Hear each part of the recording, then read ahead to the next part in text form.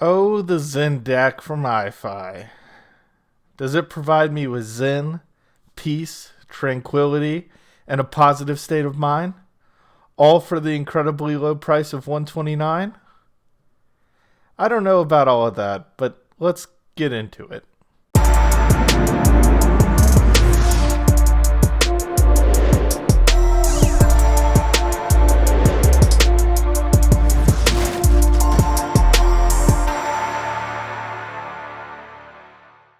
The Zen DAC is iFi Audio's latest introductory DAC amp offering. In light of all that they have chosen to pack into this unit, I believe that this thing will be somewhat of a disruptor for the hi-fi industry at this price point. A game changer, if you will. Given its massive functionality, a small footprint, a unique form factor, and an accessible price point, I don't see how this will not be a gigantic hit for iFi. For years, I've been preaching that someone needs to come out with a DAC that is fully capable and affordable for everyone, especially in a world where title hi-fi exists for $20 a month or less. In the end, I think iFi has finally done it. The Zen DAC comes with iFi's Burr Brown DAC chip that has been used previously in some of their higher-end products, including the Micro IDSD, Pro IDSD, and others. This particular DAC implementation has the ability to decode PCM 384, DSD 256, DXD 384, and DIMQA, all via a single USB input port, which utilizes the company's GTO bespoke firmware implementation. Power is rated conservatively. The maximum output power listed for the single-ended quarter-inch is 280 milliwatts at 32 ohms, and the maximum output power of the 4.4 millimeter Pentacon is a balanced output of 380 milliwatts at 50 ohms. In single-ended use, I would only consider this unit fully functional as a headphone amplifier for low-impedance cans. Having said this, I had no problem driving most of my arsenal in single-ended use, and it sounded quite good even so.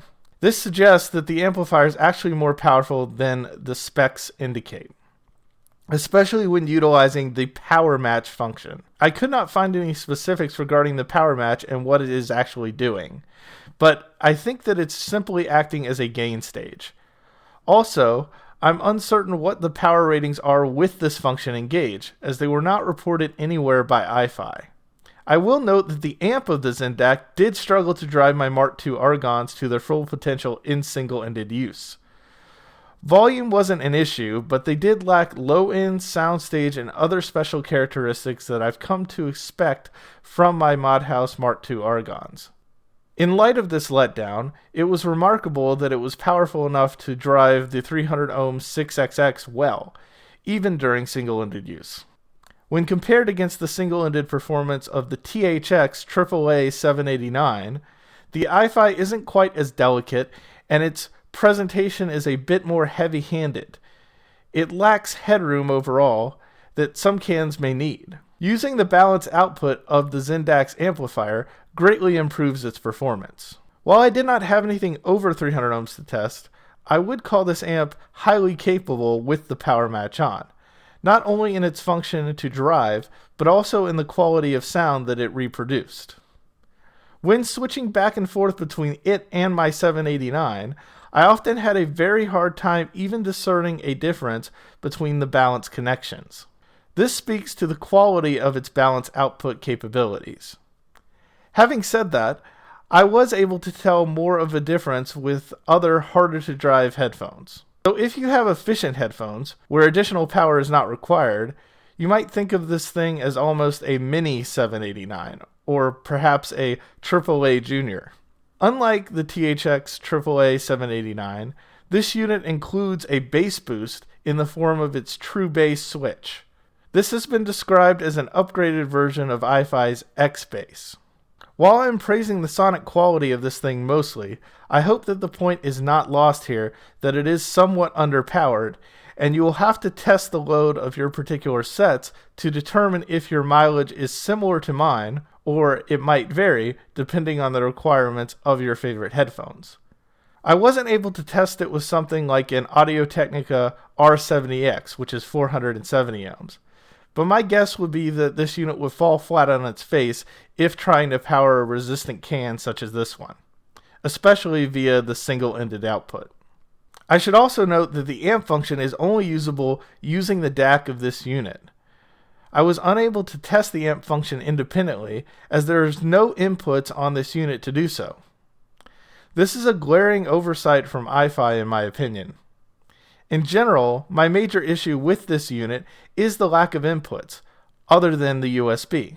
They could have included RCA inputs, a 4.4mm balanced input, Bluetooth capability, SPDIF input or output, and dare I say, even perhaps a Wi-Fi capability, or better yet, Ethernet input.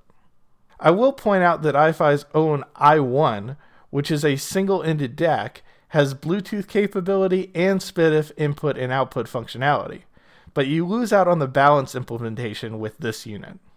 With regard to overall form factor, the shape of this unit looks a bit like a Stingray to me. The front of this unit consists of a power match switch, its LED, the true bass switch and its LED, a volume knob, a 1/4-inch headphone output, and a 4.4mm Pentacon balanced output. The volume knob appears to be made from a piece of machined metal, and it turns fluidly and smoothly. There is an LED behind the volume knob that illuminates the top half to display iFi's color coding scheme to indicate DSD, MQA, or PCM codec in its playback. On the back of the unit, there is a balanced 4.4mm Pentacon output, a switch that toggles between variable line out or fixed line output, a set of RCA outputs, the digital USB input, and a 5-volt power port. The unit did not come with a power brick and functions fully off the USB bus power.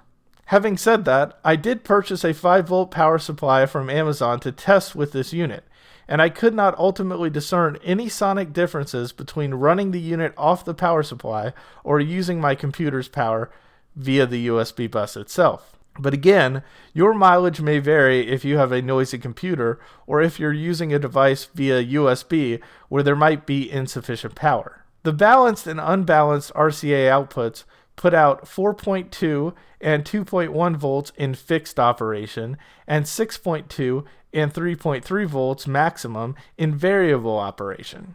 You can use this unit as a preamp for powered monitors or with a speaker amp if you choose to use the variable output control. I should note that I did get feedback or potential dynamic clipping from the RCA outputs of the Zen DAC when both balanced and non-balanced outputs were connected at the same time, while balanced outputs were not powered on.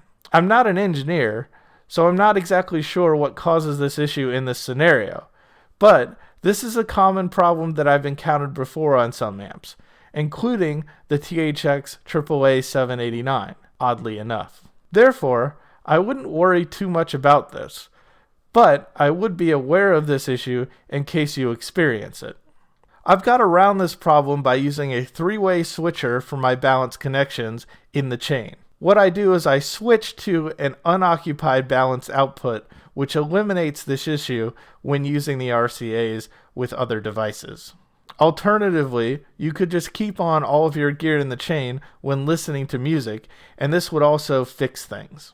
While 4.4mm Pentacon may be the connection of the future, to get the most out of this unit, you may want to buy a 4.4mm male to dual 3-pin male converter cable as pictured. This will allow you to use the 4.4mm balanced output in the rear, with a variety of gear.